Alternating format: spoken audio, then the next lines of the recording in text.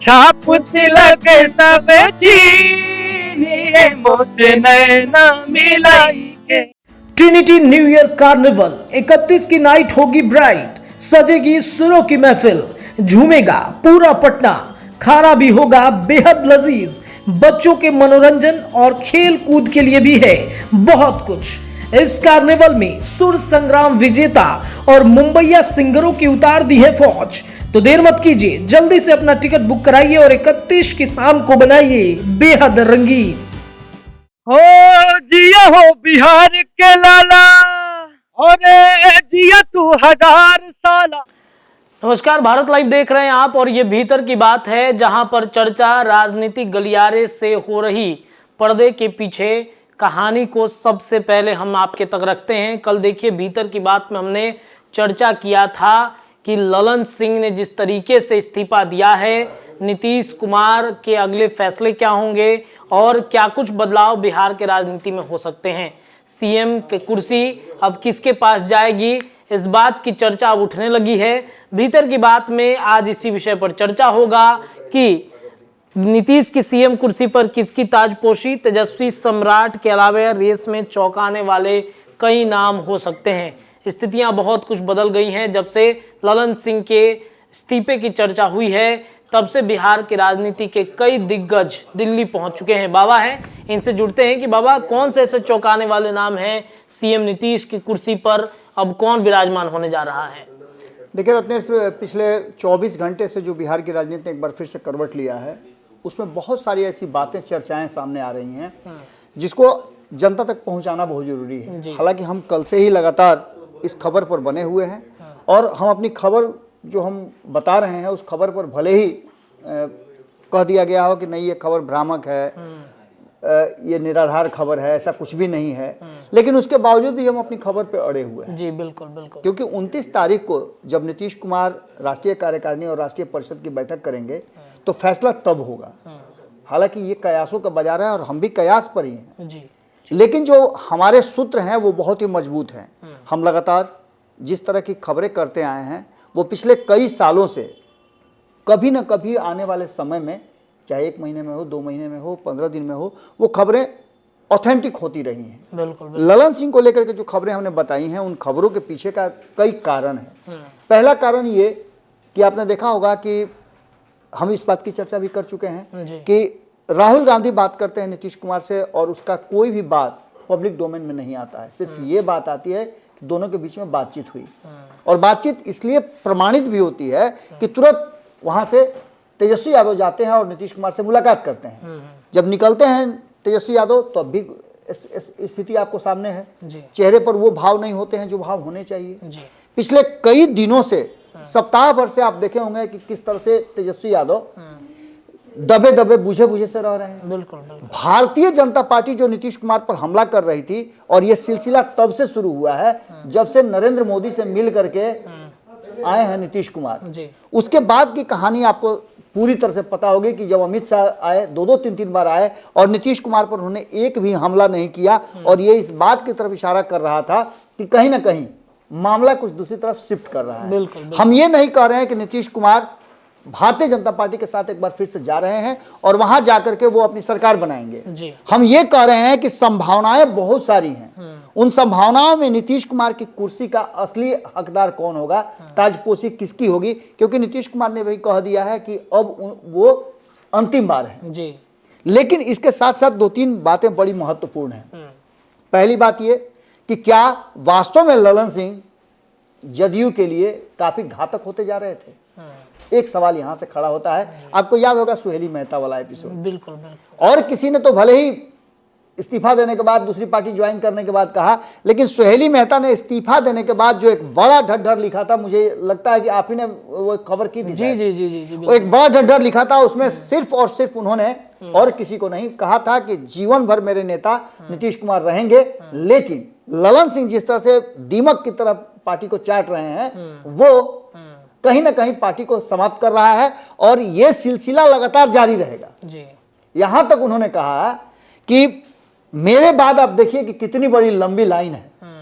मैं सुन रहा था कि कल संपादक नमन शाह जी बता रहे थे वो बत्तख वाली कहानी। जी। तो बिल्कुल उसी अंदाज में उसके बाद आप रणवीर नंदन के पास आइए। रणवीर नंदन ने भी सीधे तौर पे ललन सिंह पर उंगली उठाते हुए कहा कि जो आंतरिक संविधान था पार्टी में, जो मेल भाव था, जो एक संसदीय प्रवृत्ति थी, उसको पूरी तरह समाप्त कर दिया है और एक डिक्टेटर बैठ गया है पार्टी कार्यालय में। अब इन सारी बातों के, एक पॉलिटिकल पार्टी आप चलाते हैं और पार्टी के जब आप शीर्ष नेतृत्व पर बैठे हुए हैं, उस कुर्सी पर बैठे हुए हैं, तो आपका फर्ज बनता है कि सबको साथ मिला करके चलना। इसके बाद आपने देखा होगा कि एक एपिसोड और आ गया आपको अशोक चौधरी वाला। इस एपिसोड के बाद तो और भी माहौल गर्मा गया।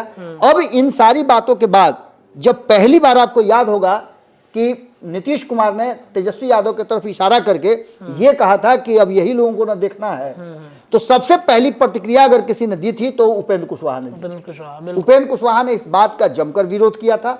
उपेंद्र कुशवाहा ने एक बात और कही थी, शायद हो सकता है कि वहीं आकर के अब नीतीश कुमार को सोचने के लिए मजबूर होना पड़ा हो कि नीतीश कुमार से बहुत बड़ी गलती जो है अगस्त 9 को 2022 में हो गई थी। 9 अगस्त 2022 को, बिल्कुल बिल्कुल। वो था कि उपेंद्र कुशवाहा ने कहा था कि भीतर ही भीतर ये बातें चल रही हैं कि पार्टी, दोनों पार्टी का एक में मर्जर हो जाएगा, विलय हो जाएगा। और इस बात पर मुहर इसलिए भी लगती है कि आपको याद होगा कि सिंगापुर ऑपरेशन कराने जाने से पहले, किडनी ट्रांसप्लांट से पहले, लालू प्रसाद ने एक अधिकार तेजस्वी यादव को दिया था कि आप पार्टी का नाम और सिंबल दोनों चेंज कर सकते हैं।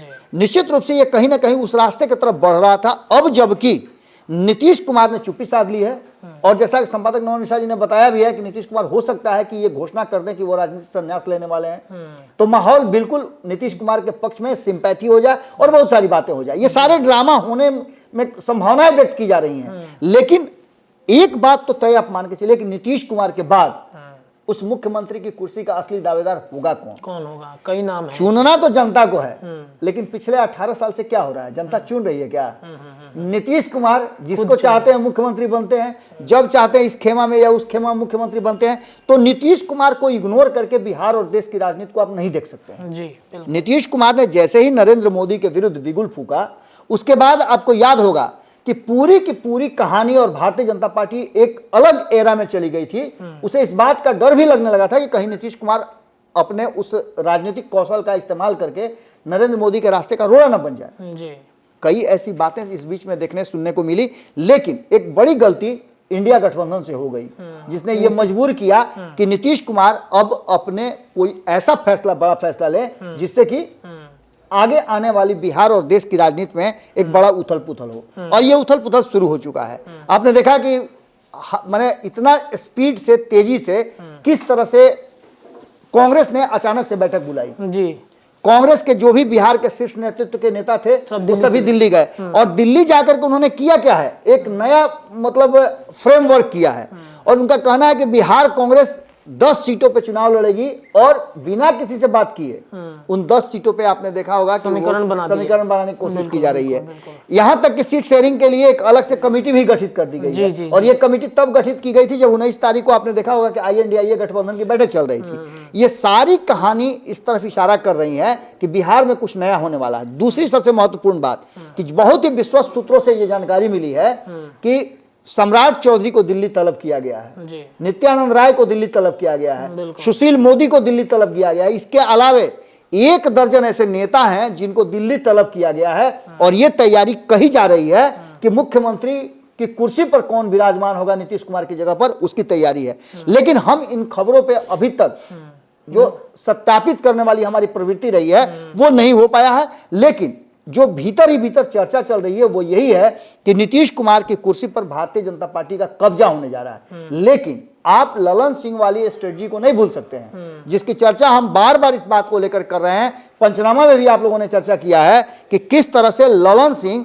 पूरे माहौल को और पूरी पार्टी को अपने पक्ष में करने के फिराक में है। दिल्ली में भी सांसदों के साथ उन्होंने एक अलग बैठक की है, जैसा कि संपादक नमन मिश्रा जी बता रहे थे। और दूसरा कि बिहार में विधायकों को अपने पाले में करने की भी कवायद चल रही है। हो सकता है कि ललन सिंह की चुप्पी इन्हीं बातों को लेकर के हो और ललन सिंह को मनाने की भी कोशिश हो। लेकिन मुख्यमंत्री अगर मान लेते हैं कि बीजेपी का होता भी है तो उप मुख्यमंत्री कौन होगा, कितने लोग होंगे, ये भी एक बड़ा सवाल है। और इन सारे सवालों का जवाब अगर आप ढूंढने निकलते हैं तो फाइनली आपको एक ही जगह आकर के टिकना पड़ता है और वो है कि नीतीश कुमार ही अंतिम फैसला लेंगे कि उनकी कुर्सी पर आखिर बैठेगा कौन। जी। ये नीतीश कुमार के बिना संभव नहीं है, जैसा कि प्रवृत्ति रहा है। जी। अब एक बार फिर से आप चर्चा सुन रहे होंगे कि अध्यक्ष कौन होगा, उपाध्यक्ष कौन होगा, कैसे पार्टी को सिंचित किया जाएगा।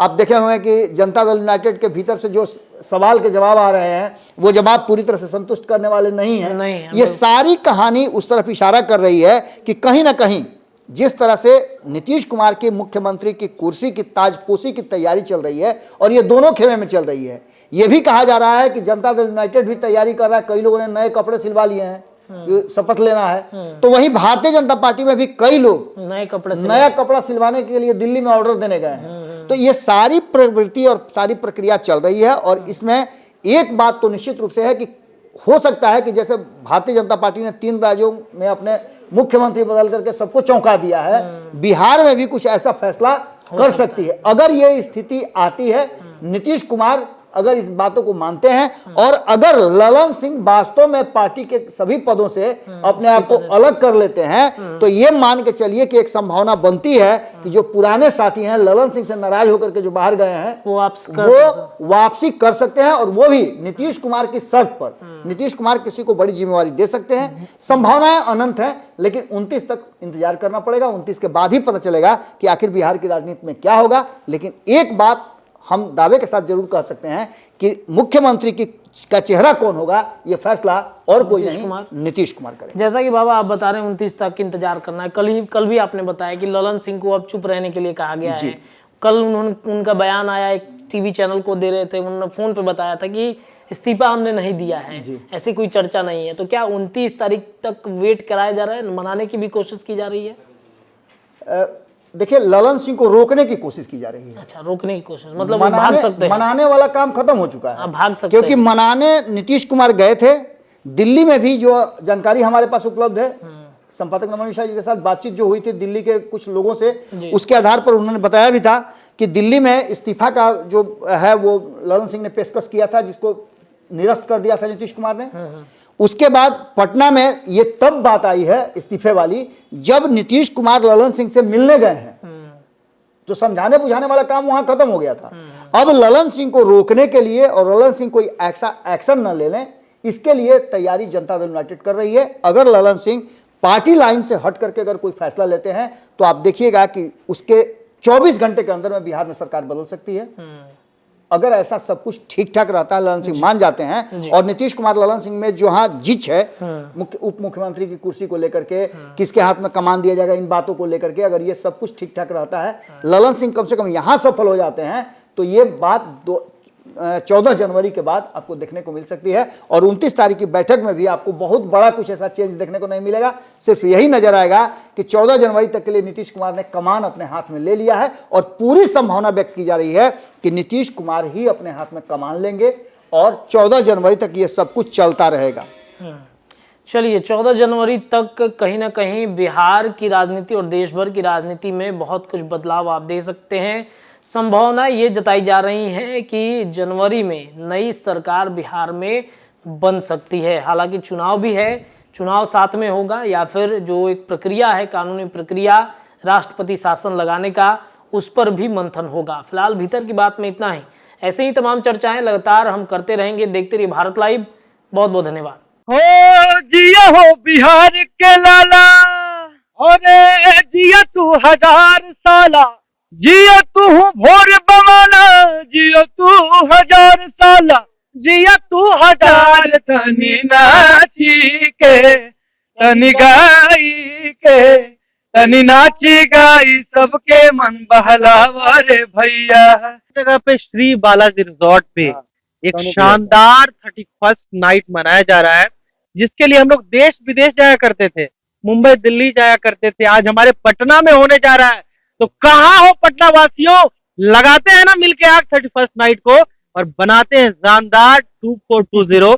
आइए मनाते हैं न्यू ईयर और बनाते हैं अपने बिहार के नए यूथ आइकॉन को, बढ़ाते हैं, सराहते हैं, आशीर्वाद देते हैं, सपोर्ट करते हैं।